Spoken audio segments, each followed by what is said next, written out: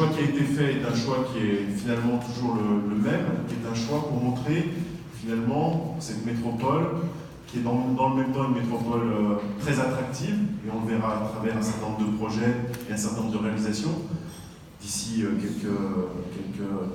quelques minutes, parce que nous sommes ici à la Cité internationale de la gastronomie. On parlera bien évidemment d'attractivité, de rayonnement international, de tourisme, mais on parlera aussi d'une métropole attentive, puisqu'on parlera du lien étroit entre la nutrition et la santé, et on voit bien qu'on touche tout de suite au quotidien de nos habitants. Est-ce que nous avons voulu construire dans cette visite, à travers cette Cité internationale de la gastronomie, à travers tout à l'heure, quand nous irons aux anciennes usines Fagor-Brandt, c'est bien sûr pour parler culture à travers la Biennale d'art contemporain, mais aussi parler d'urbanisme transitoire. Comment est-ce qu'on pense la ville, comment est-ce qu'on pense la métropole de demain à travers des centaines et des centaines de mètres carrés qui sont à notre disposition, qui ne sont pas utilisés tout de suite pour leur destination finale. Comment est-ce qu'on envisage cet urbanisme transitoire? Et les élus qui sont ici prendront la parole. Ce ne sera pas, rassurez-vous, un long monologue du président de la métropole.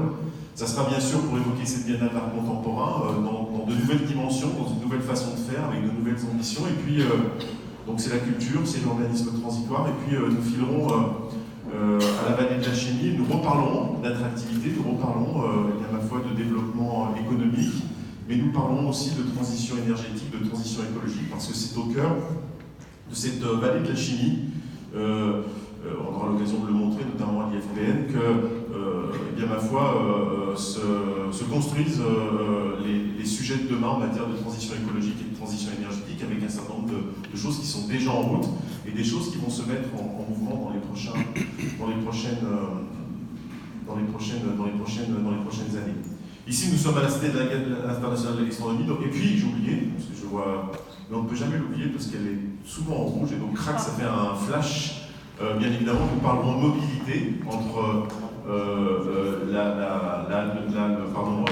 les usines Fagor-Brandt et la vallée de la Chimie, puisque nous ferons une halte T6 pour évoquer bien évidemment le T6, mais pour évoquer plus largement la mobilité, les mobilités, qui sont aussi facteurs et d'attractivité, mais aussi facteurs, eh bien, ma foi, de proximité, parce que c'est celles et ceux qui ont à se déplacer tous les jours, qui utilisent les transports en commun, et donc les transitions aussi écologiques. Je vais, d'abord, c'est avant tout ici la Cité internationale de la gastronomie. Alors, bien évidemment, on va vous dévoiler, monsieur le directeur, approchez-vous, ne soyez pas comme ça timide, il faut que vous incarniez la Cité internationale de la gastronomie, que les journalistes vous voient, qu'ils sachent que dorénavant, c'est vous qui avez en main la Cité internationale de la gastronomie et que toutes les questions vont converger vers vous. Je voudrais, au passage, saluer, parce que c'est le régional de l'État, parce que nous sommes ici à la ville de Lyon, le maire de Lyon devrait nous rejoindre tout à l'heure, je crois sur les usines Fagor-Brandt, mais il y a ce qu'on appelle le régional de l'État, parce que nous sommes dans la ville de Lyon, dans un arrondissement, et c'est le deuxième arrondissement. Je voudrais saluer le maire d'arrondissement Denis Proliquier.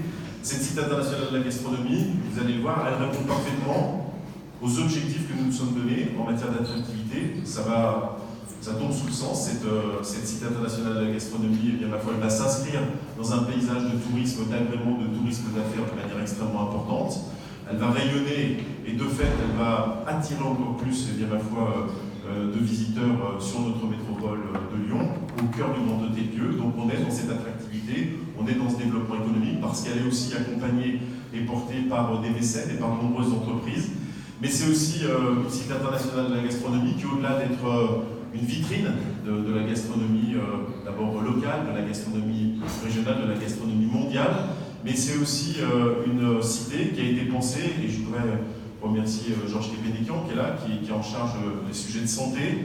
Elle a été pensée pour donner du sens entre ce qui est la nutrition et la santé. Donc on le verra au cours de ce parcours que cette cité, elle s'inscrit aussi pas simplement comme un musée, pas simplement comme un lieu d'exposition, pas simplement comme un lieu de conférence, mais elle s'inscrit aussi sur une transmission d'un certain nombre de valeurs pour les années qui viennent en direction, et bien, à la fois de toute la population métropolitaine, mais bien au-delà. Voilà ce que je voulais dire de manière très rapide.